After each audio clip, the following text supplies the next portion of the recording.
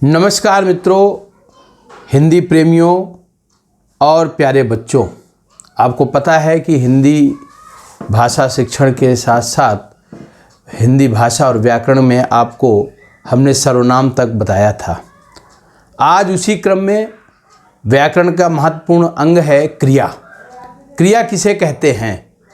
जो बच्चे क्रिया को जान जाएंगे तो हिंदी व्याकरण में उनको बहुत मदद मिलने वाली है। क्रिया किसे कहते हैं? जिन शब्दों से किसी कार्य के करने का बोध हो, ज्ञान हो, आभास हो, वो शब्द क्रिया कहलाते हैं। और जैसे पढ़ना, लिखना, बोलना, हंसना, गाना, ये सारे शब्द जो है क्रिया कहलाते हैं। सारे शब्द क्या कहलाते हैं? क्रिया कहलाते हैं। अब क्रिया जो है दो प्रकार की होती है, जो कर्म पे से प्रभावित होती है और एक बिना कर्म के प्रभाव से होती है। तो जो जिस पर कर्म का प्रभाव नहीं होता है उसे अकर्मक क्रिया कहते हैं, और जिस क्रिया पर कर्म का प्रभाव पड़ता है उसे सकर्मक क्रिया कहते हैं। तो हमें बच्चों समझना है। अब अकर्मक क्रिया क्या है? जैसे राम हंस रहा है, क्या हंस रहा है? क्या का उत्तर नहीं मिलता है तो इसका मतलब है वो अकर्मक क्रिया है। जहाँ क्या का उत्तर मिल जाए तो समझ लो कि वो सकर्मक क्रिया है। जैसे राम पुस्तक पढ़ रहा है, क्या पढ़ रहा है? पुस्तक पढ़ रहा है, तो पुस्तक शब्द आते ही वो सकर्मक हो गई। तो क्योंकि वहाँ पर पुस्तक का प्रभाव क्रिया पर पड़ रहा है और उससे क्रिया का भाव भी बदलता है, तो इसको हम सकर्मक क्रिया कहते हैं। तो अकर्मक क्रिया, सकर्मक क्रिया बच्चों आपने जान लिया। अब आते हैं हम सकर्मक क्रिया और अकर्मक क्रिया का सकर्मक क्रिया में परिवर्तन कैसे करते हैं। ये भी बहुत ज़रूरी है, क्योंकि बहुत सारे बच्चों को अगर परिवर्तन सीख लिया तो आसानी से अकर्मक क्रिया पहचानना भी आ जाएगा, सकर्मक क्रिया को भी पहचानना आ जाएगा। जैसे श्याम आजकल 8वीं में पढ़ रहा है। श्याम आजकल 8वीं में पढ़ रहा है। श्याम किताब पढ़ रहा है। अब 8वीं में पढ़ रहा से अगर हम सकर्मक क्रिया बनाते, श्याम किताब पढ़ रहा, क्या पढ़ रहा है? किताब पढ़ रहा है। अच्छे दिन, बच्चे दिन भर खेलते हैं, बच्चे गेंद से खेल रहे हैं। तो ये अंतर समझिए। मैंने बताया था क्या का उत्तर जहां आ जाए वहां पर सकर्मक क्रिया होती है। इसी तरह रचना के आधार पर क्रिया के भेद हैं। ये थे आपके कर्म के आधार पर क्रिया के भेद, और अब हम आते हैं रचना के आधार पर क्रिया के भेद। तो रचना के आधार पर क्रिया के 5 भेद हैं मुख्य मुख्य, आप समझ लीजिए। सबसे पहला भेद है सामान्य क्रिया, दूसरा भेद है संयुक्त क्रिया, तीसरा है नाम धातु क्रिया, और चौथा है प्रेरणार्थक क्रिया, और 5वां है पूर्णकालिक क्रिया। तो अब हम क्यों क्रिया के बारे में जानना चाहेंगे? क्योंकि क्रिया से ही वाक्य रचना संपूर्ण होती है। जब हम आपको बताया कि भाषा और भाषा को पढ़ने के लिए, भाषा को सीखने के लिए व्याकरण की ज़रूरत होती है, और व्याकरण को सीखने के लिए व्याकरण में वर्ण विचार, शब्द विचार और वाक्य विचार के अंतर्गत 3 ही विचार आते हैं। तो हम अभी क्या पढ़ रहे हैं? शब्द विचार। शब्द विचार का ही एक भेद है क्रिया, क्योंकि क्रिया एक पद है, शब्द भी है, और पद जब वो वाक्य में प्रयोग होता है तो शब्द हो जाता है। इसलिए सामान्य क्रियाएँ क्या हैं आप समझिए। सामान्य क्रिया जैसे राम पढ़ता है, लिखता है, खाता है, पीता है, ये सारी क्रियाएं सामान्य क्रियाओं में आती हैं। लेकिन संयुक्त क्रिया है जहाँ 2 या 2 से अधिक धातुओं के मेल से जो क्रिया बनती है वो संयुक्त क्रिया होती है। जैसे वे चले गए, चले गए, तो ये इस तरह की जो क्रिया है वो संयुक्त क्रिया है। उन्होंने पढ़ा, तुम चलो, तो इस तरह की जो क्रियाएं हैं। जैसे कि बच्चे पढ़ने लगे, मैं पढ़ना चाहता हूँ, मैंने पत्र पढ़ लिया, ये संयुक्त क्रियाएं हैं। जैसे कि मैंने बताया क्रिया का ये दूसरा भेद है। क्रिया का तीसरा भेद आता है नाम धातु क्रियाएं।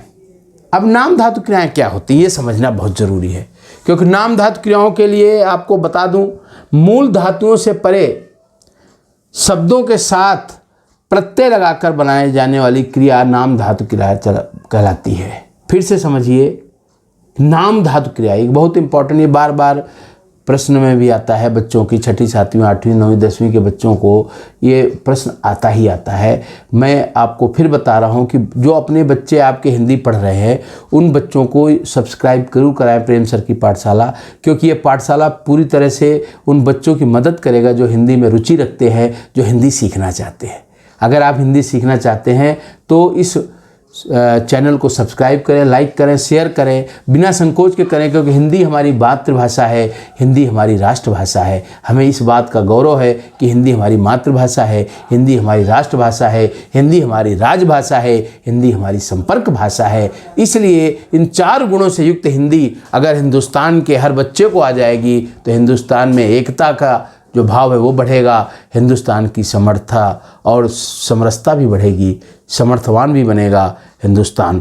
तो हम आपको बता रहे थे कि नाम धातु क्रियाएं क्या होती हैं। नाम धातु क्रियाएं वे होती हैं जो मूल धातुओं से परे शब्दों के साथ प्रत्यय लगाकर बनाई जाती हैं, उन्हें हम नाम धातु क्रिया कहते हैं। नाम का अर्थ होता है संज्ञा, सर्वनाम अथवा विशेषण, उनसे संज्ञाएं बनती हैं। और आपको बता दूं, संज्ञा अविकारी शब्द ना होकर के विकारी शब्द है जो बदलता है। आपने शब्द के बारे में मैंने जब शुरू में बताया था कि शब्द 2 प्रकार के हैं, अविकारी और विकारी। तो विकारी में संज्ञा, सर्वनाम, क्रिया और विशेषण, ये चारों आते हैं।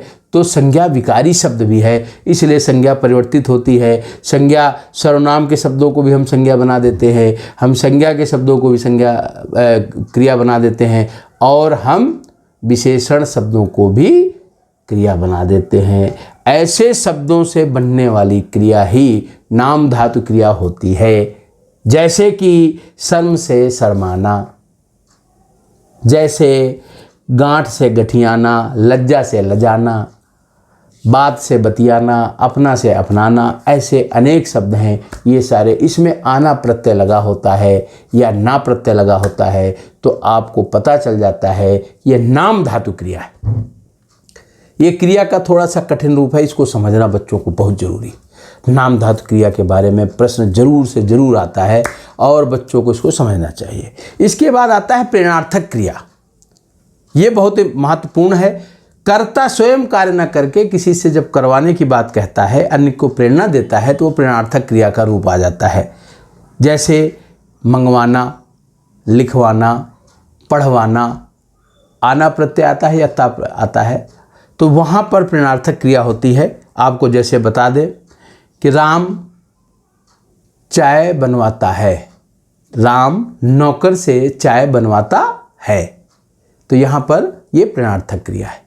जहाँ पर किसी दूसरे से प्रेरणा देकर के कोई काम कराया जाता है उसे प्रेरणार्थक क्रिया करते हैं। और पूर्वकालिक क्रिया, मुख्य क्रिया से पूर्व प्रयोग होने वाली क्रिया को हम क्या कहते हैं? पूर्वकालिक क्रिया कहते हैं। जैसे वे पढ़कर चले गए, कैसे चले गए? पढ़कर। वहाँ कैसे से शब्द आ जाए तो वहाँ पर पूर्वकालिक क्रिया को हम पहचान सकते हैं। क्रिया से पहले वो क्रिया आती है तो वो पूर्वकालिक क्रिया कहलाती है। तो इस तरह से क्रिया के ये 5 भेद हैं। बच्चों को क्रिया समझ में आनी चाहिए। और मैं इसको फिर से दोहरा देना चाहता हूँ कि क्रिया जिस शब्द से किसी कार्य का करना या होना पाया जाए उसे क्रिया कहते हैं। जिस शब्द से किसी कार्य का करना या होना पाया जाए उसे क्रिया कहते हैं। कर्म की दृष्टि से क्रिया के 2 भेद हैं, अकर्मक क्रिया, सकर्मक क्रिया। जिसमें कर्म का प्रभाव क्रिया पर पड़ता है वो सकर्मक क्रिया कहलाती है, जिसमें कर्म का प्रभाव क्रिया पर नहीं पड़ता वो कर्मक कहलाती है। जहाँ क्या का उत्तर आ जाए वो सकर्मक क्रिया है, जहाँ क्या का उत्तर नहीं आए, राम रोता है, क्या रोता है, कोई उत्तर नहीं आता है, स्पष्ट है। लेकिन राम पुस्तक पढ़ता है, क्या पढ़ता है, पुस्तक पढ़ता है, तो वहाँ पर सकर्मक क्रिया हो गई। इसी तरह से आप क्रियाओं के अन्य भेद आपको बताया है। प्रयोग की दृष्टि से 5 प्रकार की क्रियाएं होती है। जैसे कि आपको बताया रचना और प्रयोग की दृष्टि से 5 भेद होते हैं। आपको बताया सामान्य क्रिया, जिस क्रिया में सिंपल, जैसे राम पढ़ता है, खाता है, पीता है, रोता है, ये सामान्य क्रिया के रूप हैं। दूसरा आता है संयुक्त क्रिया, जहाँ 2 क्रिया शब्द होते हैं। वह चले गए, चले और गए, 2 शब्द आ गए तो संयुक्त क्रिया का उदाहरण है। इसके बाद आते हैं हम नाम धातु क्रियाएं। जो क्रियाएं संज्ञा, सर्वनाम और विशेषण से आना प्रत्यय लगा करके या आना प्रत्यय लगा करके अगर हम जोड़ते हैं, बनाते हैं, तो नाम धातु क्रियाएं बन जाती हैं। जैसे कि आपको पता है शर्म से शर्माना, लज्जा से लजाना, बात से बतियाना, ऐसे शब्दों को हम नाम धातु क्रियाएं कहते हैं। इसके बाद आता है पूर्वकालिक प्रेरणार्थक क्रिया। प्रेरणार्थक क्रिया क्या है? जब हम किसी को प्रेरणा दे करके कोई कार्य करवाते हैं जहाँ पर वाना प्रत्यय आता है, पढ़वाना, लिखवाना, लिखवाता है, इस तरह का जो भाव आता है कि मोहन राम से पुस्तक लिखवाता है या पत्र लिखवाता है, ठीक है, तो वहाँ पर या चाय बनवाता है, तो ये जो क्रिया है वो प्रेरणार्थक क्रिया है। इसके बाद आता है पूर्वकालिक क्रिया। जो क्रिया के पहले क्रिया आती है वो पूर्वकालिक क्रिया होती है। जैसे कि वे पढ़कर चले गए क्रिया थी, उससे पहले क्या आ गया? पढ़कर। वो सोकर उठे हैं, तो इस तरह की क्रियाओं को पूर्वकालिक क्रिया कहते हैं। बच्चों, क्रिया को अच्छी तरह समझ लें। इसके बाद आता है, हम क्रिया के बाद आपको हम बताएंगे विशेषण किसे कहते हैं, क्योंकि विशेषण जानना भी बहुत ज़रूरी है। और विशेषण के बाद हम क्रिया विशेषण और अव्यय शब्दों के बारे में परिचय कराएंगे। इस तरह से हम सभी पदों का परिचय करा के वाक्य विचार पर आएंगे, और वाक्य विचार बताने के बाद हम हिंदी की उन बारीकियों पर आएंगे जहाँ बच्चों को दिक्कत आती है, पत्र लेखन में, निबंध लेखन में, मुहावरे समझने में और चीज़ों में। तो ये लगातार आपको मिलता रहेगा। और अभी पीछे कुछ समय बाद हमने ये वीडियो डाला है, इसके लिए मैं आप सभी प्रेमियों से क्षमा प्रार्थी हूँ। और ये हफ्ते में 2 बार आपको ज़रूर वीडियो देखने को मिलेगा, और आज से यह व्यवस्था आपके लिए रहेगी। और मैं हिंदी के प्रति अपनी कृतज्ञता प्रकट करते हुए कि आज जो कुछ मैं हूँ हिंदी की वजह से हूँ। हिंदी हमारी शान है, हिंदी हमारी पहचान है, हिंदी ही हमारे देश की सर्वोच्च भाषा है, हिंदी ही हमारे देश का मुकुट है, और हिंदी से ही हमारे देश की भी शान बढ़ेगी, ऐसा मेरा मानना है। जिस दिन हिंदुस्तान का हर बच्चा हिंदी सीख जाएगा, उस दिन हिंदी विश्व की पहचान बन जाएगी। विश्व की प्रथम भाषा के रूप में हिंदी अपना स्वाभिमान के रूप में जागृत होगी। ये बच्चों, देशभक्ति का भी काम है, और राष्ट्र को नमन करने का भी काम है, और शहीदों को नमन करने का काम है। हिंदी पढ़ना, पढ़ाना, हिंदी सीखना और सिखाना एक आंदोलन के रूप में सीखें और सिखाएं, और भारत माता को अपनाएं। जय हिंद, जय भारत प्यारे बच्चों। और हमारे प्रेम सर की पाठशाला का ये वीडियो आपको अच्छा लगा तो आप इसको लाइक करें, सब्सक्राइब करें, और लोगों को बताएं। जो बच्चे हिंदी पढ़ रहे हैं, खास करके छोटी क्लासों के बच्चे अभी हिंदी सीखें। इसके बाद ये बड़ी क्लासों के लिए भी हम शुरू करने वाले हैं। हफ्ते में हम 2 एपिसोड रखेंगे, एक छोटे बच्चों के लिए और एक 11वीं 12वीं और 9वीं 10वीं के बच्चों के लिए। तब तक के लिए जय हिंद, जय भारत। प्रेम कुमार शुक्ल नमन करता है आपको। वंदे मातरम।